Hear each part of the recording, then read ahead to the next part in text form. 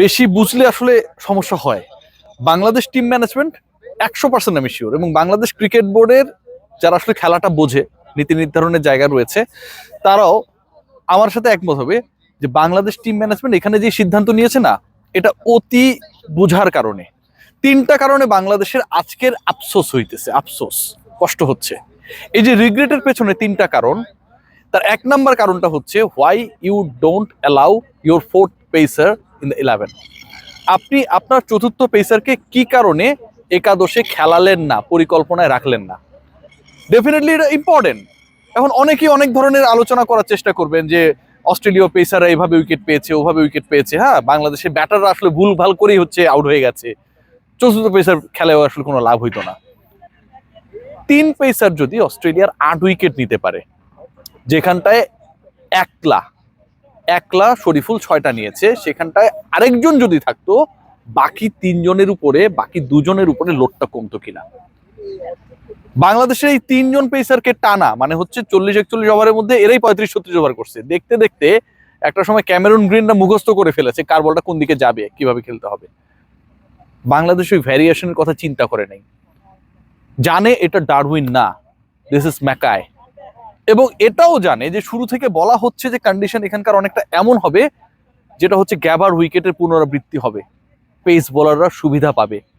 এই যে এত স্পষ্টভাবে স্টেটমেন্ট দেওয়ার পরেও, বাংলাদেশ সেই স্টেটমেন্টটাকে একসেপ্ট করার পরেও, উইন্ডি কন্ডিশন, বল মুভ করবে, পুরো সুইমিং কন্ডিশনে যা যা হওয়া কথা প্রত্যেকটা ইস্যু জানার পরেও বাংলাদেশ দল didn't allow their fourth pacer.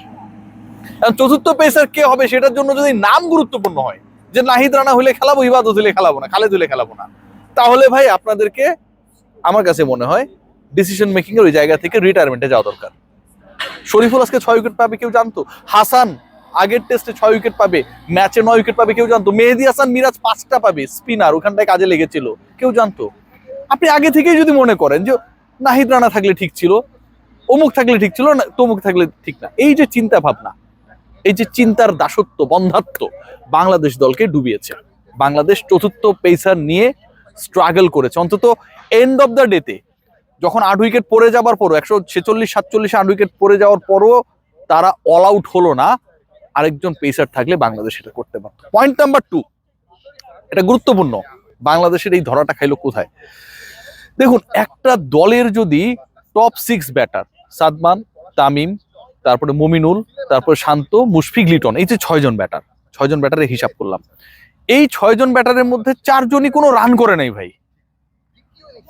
এই 6 জন ব্যাটারের মধ্যে 4 জন 0 রানে আউট হয়েছে, এবং এই যে 4 জন 0 রানে আউট হয়েছে, এদের স্ট্যাটিস্টিক্সটা যদি দেখেন আপনি অবাক হয়ে যাবেন। 4 জন যারা আউট হয়েছেন, তার প্রথম 2 ওপেনার 2 জন মিলে খেলেছেন 3 বল, একজন 1 বল, আরেকজন 2 বল, মানে কি কম্পিটিশন। এবং অন্য যারা আউট হইলেন, অন্য যে ব্যাটাররা আউট হলেন 0 রানে, নাজমুল হোসেন শান্ত খেললেন 1 বল, এবং লিটন কুমার দাস তিনি খেললেন 5 বল। তাহলে টোটাল 9 বলের মধ্যে বাংলাদেশের 6 ব্যাটারের 4 জন 0 রানে আউট হয়ে গেছে। এদেরকে ফেরাতে অস্ট্রেলীয় পেস ডিপার্টমেন্টের লেগেছে মাত্র 9টা বল। 9 বলের মধ্যে তানজিদ তামিম নেই, সাদমান ইসলাম অনিক নেই, এবং এর থেকেও বড় ব্যাপার যেটা, লিটন কুমার দাস, মুশফিকুর রহিম মিডলে যারা আসলে ক্যারি করবে তাদের কেউই নেই উইথিন 9 বলস। এরপরে আসলে আপনার কোনো স্বপ্ন দেখার সুযোগ থাকে না। থার্ড যে পয়েন্ট, যেখানটায় বাংলাদেশ সবচেয়ে বড়, কি বলবো, আনলাকি বলতে পারি, এবং এখানে 2টা পয়েন্ট রয়েছে।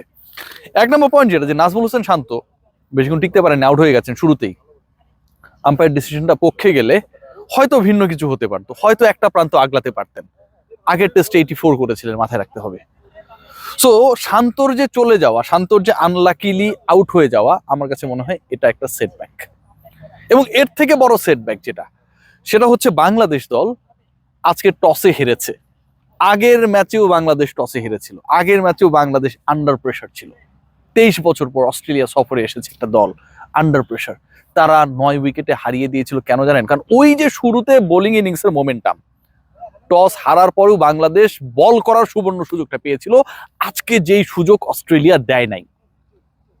সো টস যখন ডিসাইডার হয়ে যায় একটা ম্যাচের গতি প্রকৃতির, একটা দলের ব্যাটিং লাইন আপ, একটা দলের বোলিং কতটুকু কার্যকর হবে, সেই জায়গাটায় বাংলাদেশ আনলাকি। বাংলাদেশ আজকে টস জিতলে ডেফিনেটলি তারা বোলিং করতো। অস্ট্রেলিয়া ইন দ্যাট কেস 110 অথবা 100 রান করতেও কাপাকাপি অবস্থা হয়ে যেত। তবে সেটা নিয়েও সন্দেহ রয়েছে, ওই যে চতুর্থ পেসার আমরা শেষ পর্যন্ত অ্যালাউ করিনি। শরীফুল ইসলামকে একটু ক্রেডিট দিতে হয়, মানে একজন পেসারের লাইফটা কত বিউটিফুল হতে পারে। ওয়ানডে বোলিং এ 6 উইকেট পেয়েছেন কোমাসাকে, বেস্ট বোলিং ফিগার তার অস্ট্রেলিয়ার বিপক্ষে, এবং সেটাও কিন্তু হচ্ছে এবড়ো থেবড়ো উইকেটে না, ভালো উইকেটে, সিমিং উইকেটে, বাউন্সি উইকেটে, মিরপুরের বদলে যাওয়া উইকেটে। ওয়ানডেতে 6 উইকেট নেয়া শরীফুল ইসলামের টেস্টে আসলে পরীক্ষা দেওয়ার পালা ছিল, এবং আমি আমার প্রত্যেকটা কন্টেন্টে বলেছি যে বাঁহাতি পেস এখানটায় খুব বেশি কার্যকর হবে, টিম কম্বিনেশনে চেঞ্জ আনতে হবে, শরীফুলকে রাখতে হবে, চতুর্থ পেসারও রাখতে হবে। সেই আলোচনাটা আমি একমাত্র আমি করেছি 4 জন পেসারের দরকার।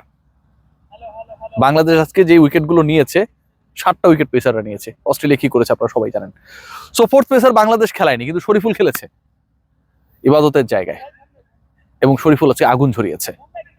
শরীফুলের যে টেস্ট সেট আপে রেগুলার থাকতে না পারা, ইনজুরির কারণে ওই টেস্টে খেলতে পারে নাই, কিন্তু রেগুলার শরীফুলকে যে চুজ না করা বা হতে না পারা, অথবা ওই যে বললাম যে নাম দেখে চুজ করতে হবে, যে আমার চতুর্থ পেসারের নাম যদি নাহিদ রানা হয় তাহলে আমি তারে নিব, খালেদ হইলে আমি তারে নেব না, তাহলে আপনারা আনছেন কেন ভাই ট্রাভেল রিজার্ভ হিসেবে?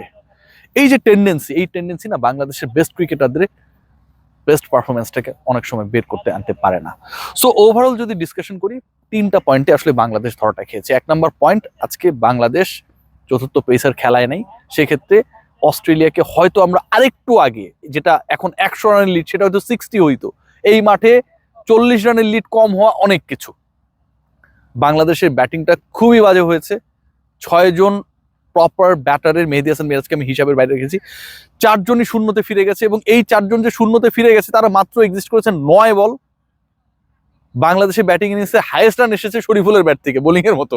এটা অন্য ব্যাটাররা কতটা ব্যর্থ ছিল সেটাকে প্রুফ করে। অ্যান্ড নাজমুল হোসেন শান্তর আউট, সাথে টসে বাংলাদেশের আরো একবার ভাগ্য সহায়তা না করা। লাস্ট টেস্টে টস বাংলাদেশকে সাহায্য না করলে অস্ট্রেলিয়া সাহায্য করেছিল, but this time Bangladesh had no way, তাদেরকে ব্যাট করতেই হতো, করেছে। বাংলাদেশের ব্যাটিং, বাংলাদেশের শুরুর ইনিংস, প্রথম ঘন্টা নিয়ে যেই সংখ্যাটা ছিল, এবং আগ্রাসী অস্ট্রেলিয়া কতটা আগ্রাসী হতে পারে সে ব্যাপার নিয়ে আসলে যে আলোচনাটা ছিল সেটাকে তারা প্রুভ করেছে। আবারও বলবো, যদি চতুর্থ পেসার থাকতো, অস্ট্রেলিয়া 120-এর মধ্যেও, 110-এর মধ্যেও টেস্টের সেকেন্ড ইনিংসে ব্যাক হওয়ার সম্ভাবনা ছিল।